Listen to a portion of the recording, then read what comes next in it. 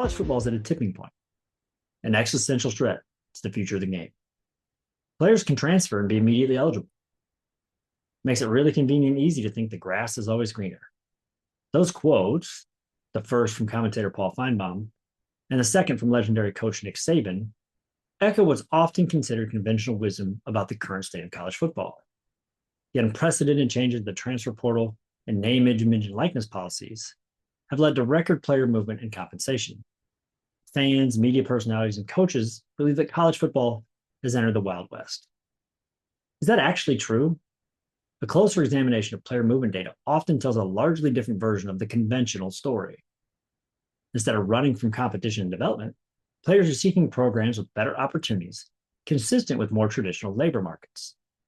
In particular, studies have found movement to be consistent with what a functioning, matching labor market looks like: high mobility with clear and consistent pathways to achieving desired professional outcomes. Our guest today, Max Mitchell, is a recent graduate of the Northwestern MSA program, and in this conversation discusses with Adam his in-depth thesis work to answer that question. Is the conventional story actually true? I'm Bryce Clinton, and this is a Revenue Above Replacement. Welcome to the Revenue Above Replacement podcast. I'm your host, Adam Grossman. With me today is Max Mitchell. Max, welcome to the podcast. Thank you. Thank you for having me. Yeah, it's great to have you. I'm excited to talk about the thesis that you wrote and the article that we wrote about the thesis that we wrote together with Bryce. But first, before we jump in detail about what we're talking about, which is covering the NIL transfer portal, player movement, specifically in college football, tell us more about how you came up with this idea and how the thesis started. Sure. This stems back from a previous research project, which came in the back from a Clemson versus Florida State 2023 football game, in which Clemson lost in overtime. And my dad and I were having a conversation about how the average age of the Florida State players was about 2 years older. And from there, we wanted to do some sort of study finding the average ages throughout college football and mobility from how far players travel to go to college. And from there, we gathered data from 247 Sports for all college high school for all college football players and CFB stats. And basically, we matched high school recruits to college rosters. And within that, we found that there was thousands of elite recruits that were missing. And we weren't sure if this was a data issue or kind of what was going on. So I did an independent study my senior spring at Clemson University and found that in the initial sample, there was about 300 players out of 34,000 recruits that did not make it because of academic issues, disciplinary problems, changing sports, just a bunch of other reasons that they couldn't play. And from there, I basically tested it against their high school quality and their zip code, and basically found that the players that didn't transfer seamlessly to Division I came from lower quality schools and lower income areas. And so I guess the main takeaway there was that elite talent doesn't always overcome these structural barriers before college. And because the data was so good, we decided to scale it up into a large scale paper, which I've been working with my dad, who's a professor at Chicago, and Andrew Hansen, who's a professor at Clemson. So we expanded this to all recruits nationwide. And eventually we have modeled it based off of Raj Chetty paper. And we've added county level opportunities and again, found similar results that derailed players attend worse schools, live in poor areas, and overall just come from lower mobility counties.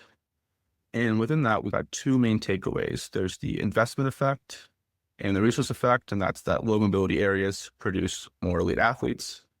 And within that, the lowest mobility areas block academic progression. So that paper kind of explains the players that never entered college labor market. And given we had all this data, the next step was what happens to the players that do enter the labor market. And because of that, I had three original options to do the thesis with. And the first one was modeling player value based off of star ratings in high school to how much players are getting paid in the NFL. Unfortunately, something like that has already been done, so I had to scratch that option. Then I wanted to talk about how players are going bankrupt in the NFL and relating that back to their hometown statistics. So if something like that has also been done. and it was super difficult to scrape and find all the data. And then we had a conversation, Adam, and we thought about what is super timely in the college football industry. And then we decided to do a thesis about NIL and college football. And that's how everything started. Yeah, before we get into it, the main finding that you discovered and that we talked about in this article is that there's this conception that the NIL and the transfer portal is like the Wild West. It's very chaotic, it's unsystematic. But what we found is actually, and you found, and then we adopted for the article, is it actually looks more like a traditional labor market. And you mentioned labor markets in your previous paper. Can you just describe for our audience who maybe not familiar, what do you mean by labor markets and how labor markets in general and how would you apply them in this specific college sports context? For transfer players, I think within the labor market, it's basically saying that players have opportunities and they're making rational decisions based off of how much money they can get, their playing time, and just a bunch of other decisions that they weigh throughout their career. And within that, they're acting like an employee where they make these rational decisions to further along their collegiate career. And it's similar for the players coming out of high school. They go to colleges where they think they have the best opportunities. And overall, there's just this notion that there's some sort of labor market, even though this hasn't been created until NIL. Yeah, even taking a step back from what actually labor markets are, there's been economic studies of how employees move throughout their careers, move throughout their careers to different jobs, different opportunities based on their incentives or rationale, or trying to find if there are structural ways that employees move throughout their career. We're not saying that athletes are employees or should be employees, but that there are similarities to labor markets based on previous studies. And that's what we're trying to say is instead of this looking more chaotic where people are moving around in ways that are hard to define or not aligned with a structural or incentive structure, there are a lot of similarities to other existing labor markets. So from your perspective, why were you interested? You mentioned a little bit from your past data, but particularly from a labor market perspective and looking at it systematically, what interested you and what did the data originally suggest when you started the research? I think the original question was just talking about what are the motivations for players transferring. And I was interested about this because at the time, my alumni, Clemson University, had no transfers and we weren't winning. So I was trying to figure out why are players transferring to other schools and is it beneficial? And because of that, I took the entire sample of collegiate players and basically ran a matching process on did they change schools in back-to-back years? And from that, basically got all of the transfers.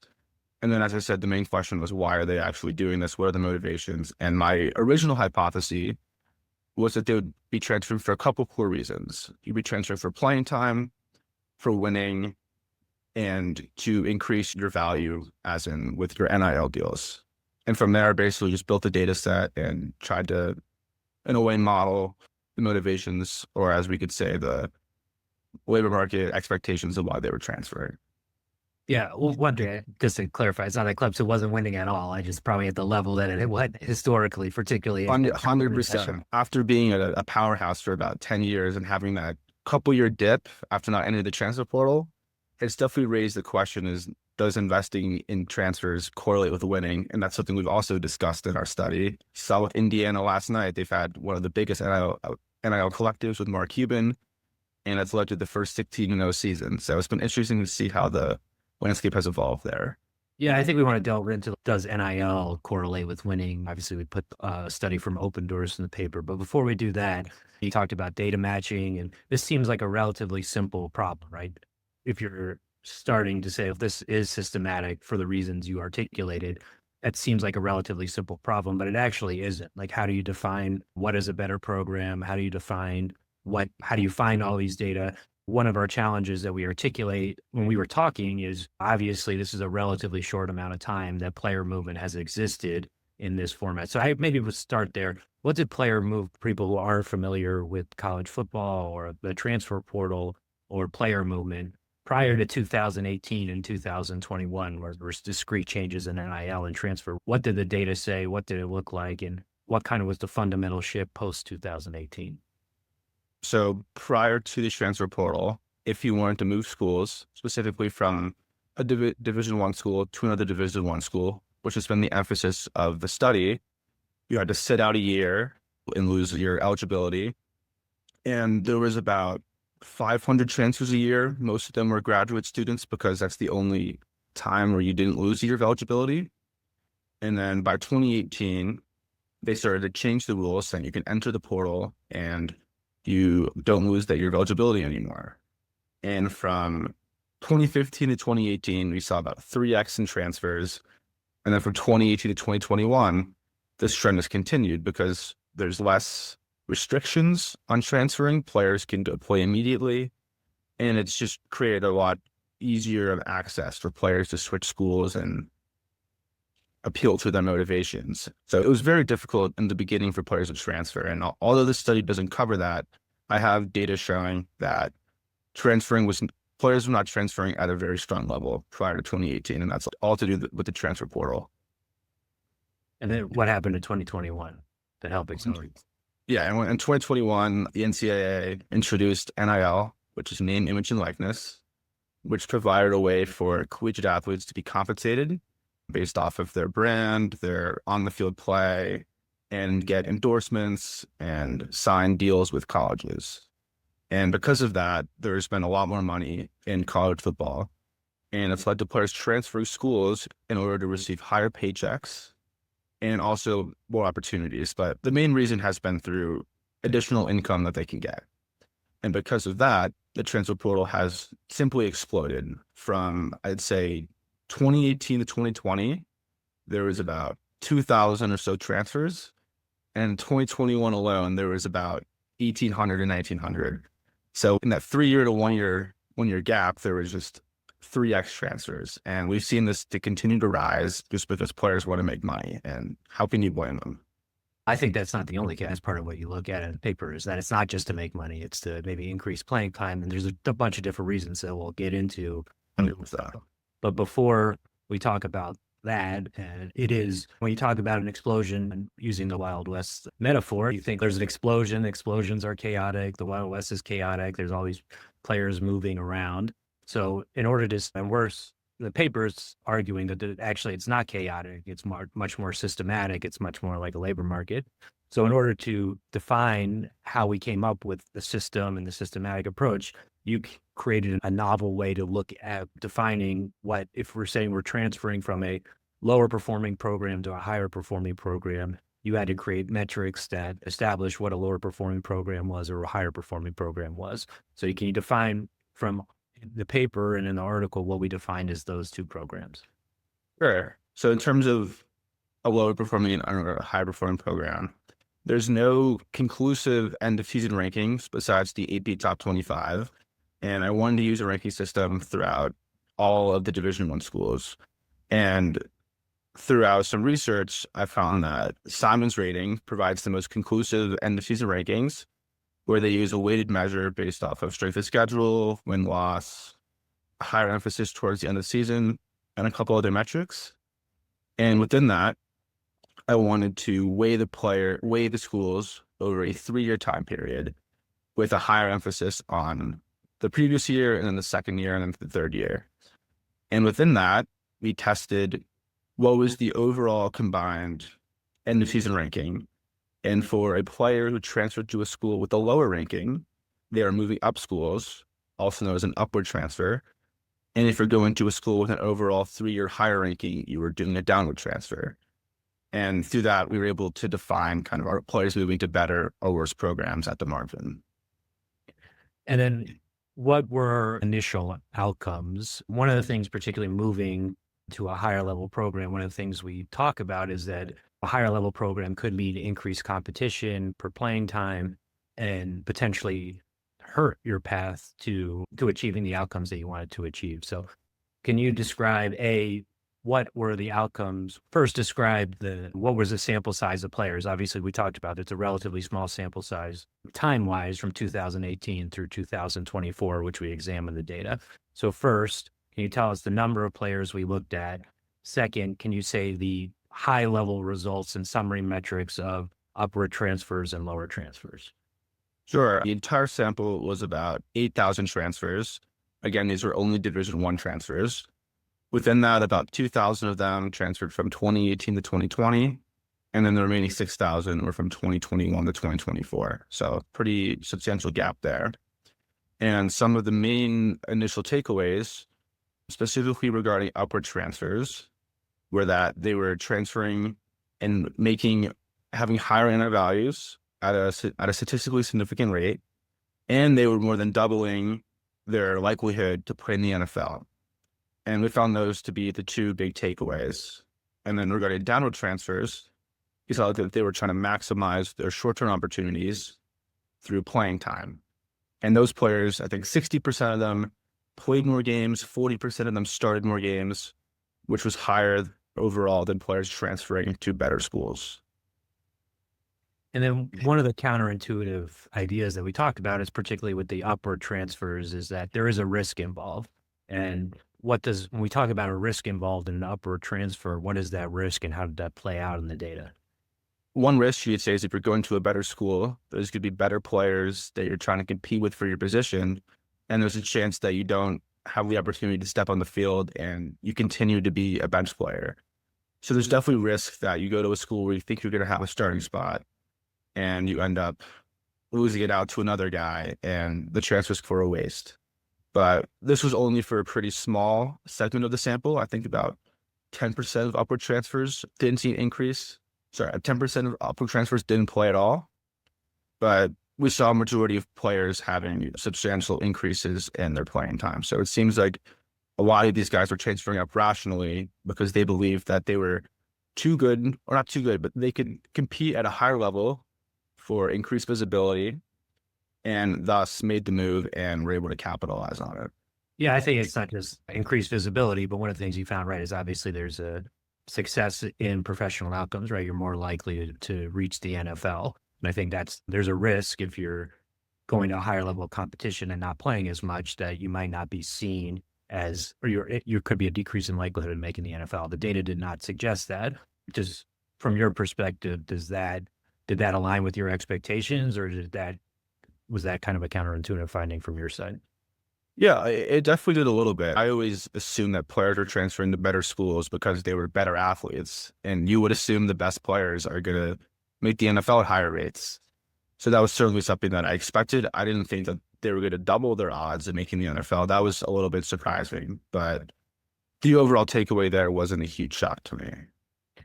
And then when you're talking about in the context, again, of a labor market, from your perspective, we obviously talked about defining what those incentives were. What we are seeing from your perspective, obviously, in terms of previous research and this research, is that these incentives, particularly for upward or downward transfers, align with what a labor market would say, right? Here are the outcomes and players are optimizing for these outcomes. And from our case, the outcomes, as you mentioned, were more playing time, more NIL dollars, and a more likely path to professional, particularly NFL participation. Yes, I mean, that's what I was about to say. I think players were definitely transferring to optimize their career capital. And that's something I definitely reiterated in the thesis. They tried to balance playing time, income, visibility, the professional upside. And within the labor market, we found that they were making these rational decisions based off of optimizing these 4 core motivations. And yeah, that was definitely the biggest takeaway there. And then for downward transfers, one of the things that's interesting is you're also seeing those optimizations similar to a labor market. Maybe the outcome is less likely to make the NFL, but in terms of the metrics, particularly playing time as the key metric, you're seeing that, and you're seeing the substantial shifts in playing time for downward transfers.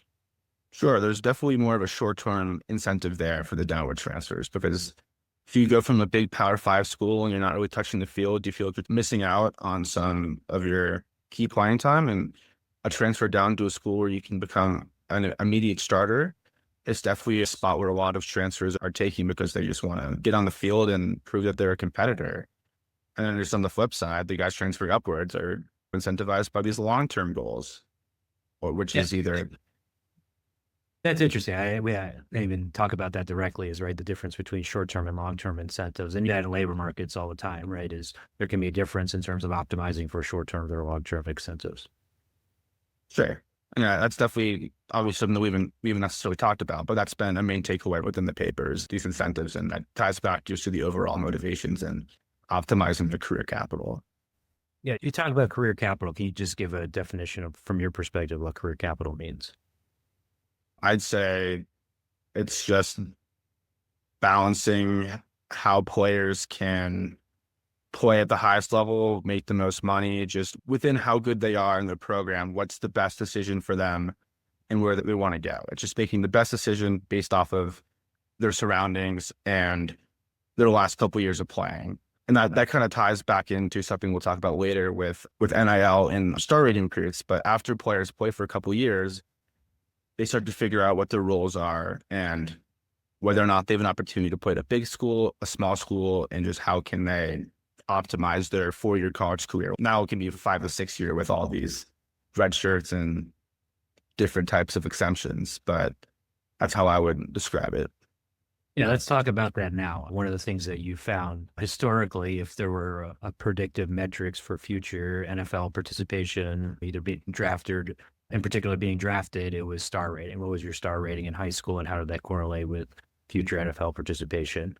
You found in the paper that actually NIL became a better predictor of success.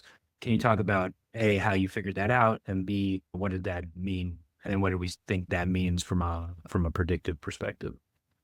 Yeah. So for every single transfer, I was able to match it back to their high school recruiting profile and assign them a star rating, whether it's a 5, 4, 3, 2, or a 0-star. And to briefly summarize, a 5-star correlates to the best 30 recruits in the country who their recruiting committee believes will be the first round of the NFL draft. 4-star ratings about the next 300 correlating to the rest of the draft, undrafted. And then 3-star players are people who they believe will be super successful in college, but not make the NFL. And from there, I wanted to run a regression based on star rating and NIL evaluation, as well as transfer direction, and seeing what of these main values predicts NFL success. And within that, when NIL and transfer direction was included, NIL was so much more significant than the star ratings. I think star ratings had a p-value of 0.5, like super high, and then NIL had a p-value of less than 0.01, and basically found that players with higher NIL values were making the NFL at much higher rates than players with higher star ratings. Yeah, just for people who aren't familiar with p-values, you want to target a p-value typically of under 0.05 or have a 95% confidence interval, and the variable has a correlation or a statistically significant correlation with what the outcome is. So the independent variable, in this case, NIL ratings or NIL dollar amounts, star ratings, had what is their correlation with an NFL success and being drafted. And if you're a p-value of 0.5 means that it is not statistically significant, you get what is called a null hypothesis or null set, saying you don't know if the variable, you can't say with a statistical level of certainty if that variable has a correlation with success. So again, anything below 0.05 is typically the benchmark that is used as a way of saying something is statistically significant. And then what do you think that means, that if NIL's values have a stronger relationship or stronger correlation to NFL participation? We identified some of the things that we think it means, but from your perspective, what do you think it means that this is potentially a better or has a stronger correlation to NFL success? Yeah, given the star ratings are preemptive measures to predict their success at ages 16 to 17, not all of these players end up having super successful careers. And with NIL values, coaches and athletic directors and just overall NIL funds are giving money to players who they believe are super successful after watching them play for a couple of years. So you can have a 5-star who ends up being a complete dud and doesn't make any money, doesn't go to the NFL. But then you can have a guy like Fernando Mendoza, who is a no-star coming out of high school, plays super well at JMU, and then Indiana signs him for about a couple $1 million. And here he is, got to be the number 1 player in the draft. So we've seen that coaches are recruiting players who they believe are going to be NFL ready or just super high quality college athletes. And these players with the higher NIL values are transitioning to the NFL at higher rates than the high star rating recruits. And that was the main takeaway there. Yeah, I think Fernando Mendoza went University of California, Berkeley before he went. You're right. You're right. I'm thinking of the rest of their team that went to GMU and then followed Cincinnati. Yeah. Second, but I think the larger point is accurate, right? I think what we want to articulate is one hypothesis for why NIL dollars have a better correlation to NFL success is, right? They're a dynamic variable instead of a discrete variable. Typically, star ratings are done at a certain moment in time, like you said. That doesn't mean that they couldn't have a correlation with future success, but NIL, because it's more dynamic, more real time, and based on new evidence. So if you think about it, even from one way of looking at it is from a Bayesian perspective, where you get new evidence and that can change your predictions or change what you think will happen in the future based on new evidence that you're getting from the past and change the probabilities of future success. One other thing, though, that is interesting about that is one of the things we talk about in our article is star ratings could almost be looked at as an SAT score. An SAT score does have predictive validity of future success in college, but if you could look at somebody, it's not 100% foolproof and it's not dynamic. You take the SAT once, you typically get these ratings right when you're at high school, junior, senior, or some point in your high school career, and they stop. So they're static. And I think that NIL as a particular future or correlation to future success is something that's really interesting and something that you found from the paper. And it also shows that I think there is a perception that maybe NIL dollars aren't. There's definitely cases where NIL dollars don't necessarily translate to on-field success in specific use cases, or specific player cases. But on the whole, there does seem to be the spending of dollars does correlate with success, both from NFL success and then Open Doors finding that there's actually a correlation with on-field success in college, where essentially they found that $2 million in spend translated to one win. So from your perspective, looking at this, what is all that? Again, it wasn't necessarily something you were looking for, but what does that all mean to you? What were your takeaways from all of that work? Yeah, first I'm going to backtrack by reiterating that it's not that we're discrediting star ratings. A lot of studies have been done showing that 5 stars go to the NFL at higher rates than 4 stars and 3 stars. And that's something that we've tested. It's just that given that NIL is more of a current value, it shows that at a much higher rate. But regarding schools giving more money, as you said, $2 million more for one win, that's definitely a trend that we've seen. And I think it's going to continue to stay, because if you're buying the best players and giving them the fat contract, it's definitely going to correlate with winning. And we've already seen that with schools like Texas Tech, Indiana, that haven't historically been great programs. Them spending millions of dollars has translated into initial success and pretty immediate on-field success. Yeah, again, one thing, I don't think we're necessarily not saying they're buying players or saying they're employees, but they're paying athletes in what we would say an efficient way, because it does seem to be paying athletes, whether via Open Doors or your research, is seemingly one of the things we do want to talk about, and you do talk about in your paper and in the article, is that payment isn't just beneficial to the players, it's beneficial to the university, because they're particularly in the college program, particularly in terms of the variable of maximizing on-field success, and that this does seem to have a correlation. And again, that the reason also we want to talk about paying is that does also correlate to labor markets, right?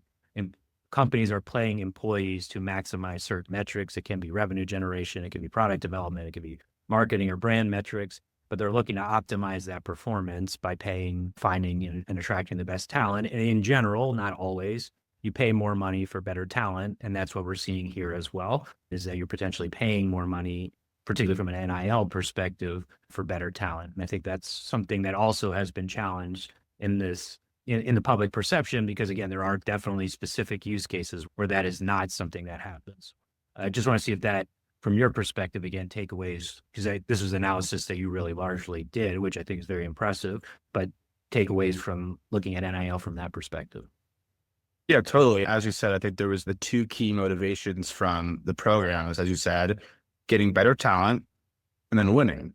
And to get better talent, you need to pay more money. And that's why we've seen these guys get these $4 million checks, $5 million checks, because other schools aren't willing to offer that amount of money. And to incentivize a player to come to you, especially if you have a guy from Florida, have him go to Ohio State or California, you have to pay them a lot more money. Otherwise, they're not going to want to travel across the country. And that's something that we're going to do in a future study, is finding how has mobility changed pre and post NIL related to college football rosters. And our players traveling farther now because they get more money.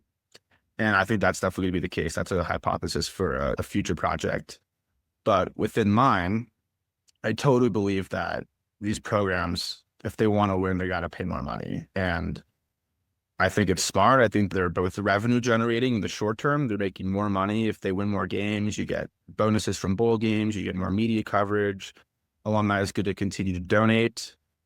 Yeah, and I think the mobility is a good question to look at, right? Is one of the reasons also, and it's similar in a labor market, right? If you're looking for talent across the country or throughout the world, there is a mobility concern of will people move or uproot their lives or move to different locations? Is that likely to happen? And does financial considerations and economic considerations, is that something that does have, has NIL changed that? Has it made more likely for mobility? So definitely curious to see you pursue that project and see what the outcomes are.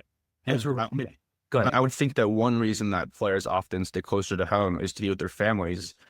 And now if you're getting these massive checks, you can somewhat move your families with you. You can be closer to home. And I think that although it hasn't been tested yet, we're going to see that players are definitely going to farther away schools just based off of this added income that they can support through themselves and through their families.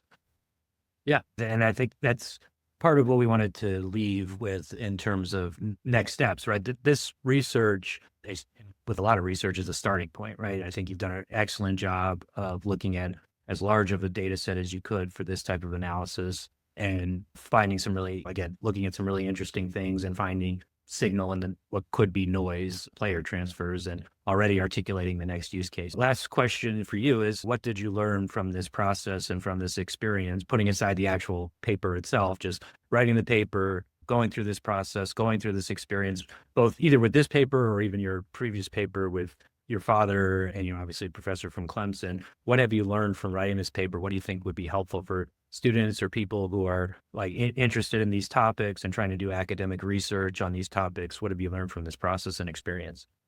Yeah, I think a couple main takeaways is first, it's been super rewarding seeing everything come together, going from just a super massive data set that was incredibly messy. It's taken us 2 years to filter through all the observations. It's still not completely done.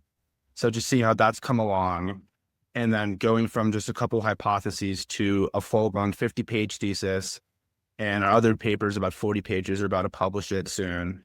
Just seeing how that's all come together has been incredibly rewarding, as I said, and didn't really think it was going to happen this way. And just happy that I was in the opportunity to get all this data in the first place. It took hours upon hours of scraping data and just going through all of these. I spent probably 200, 300, 400 hours researching the derailed players. Obviously, within the thesis project, there wasn't as much qualitative research. A lot of it was creating the ranking system, creating the matching process for the transfers. And I'd say the data itself probably took over half of the time. I probably spent 4 or 5 months working on the data for this project. And so there's definitely a massive 2-part step there, working through the data and then actually saying, okay, I've got everything finalized. How do I want to go forward? And it's been super excited to see how it's come across from our initial prediction about wanting to talk about NIL in the transfer portal to having this. It's been great. And I would definitely recommend doing the thesis project here at Northwestern over the capstone. It's been, I loved it. It's been great. And I wouldn't trade it. Yeah, we didn't pay Max to say that. So glad he felt that way. Glad he did say that. And I do think that's a really important point.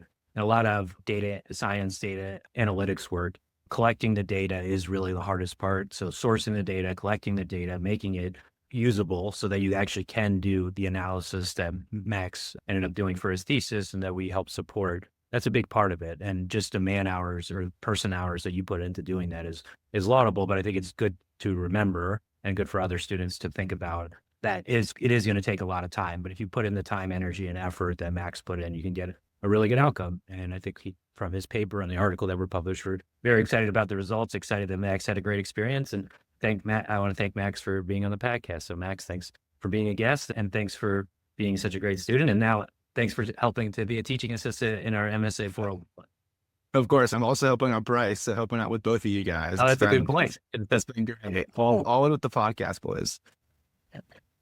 No better way to leave it than that. Thanks, Max, for being a guest on our show. Thank you so much.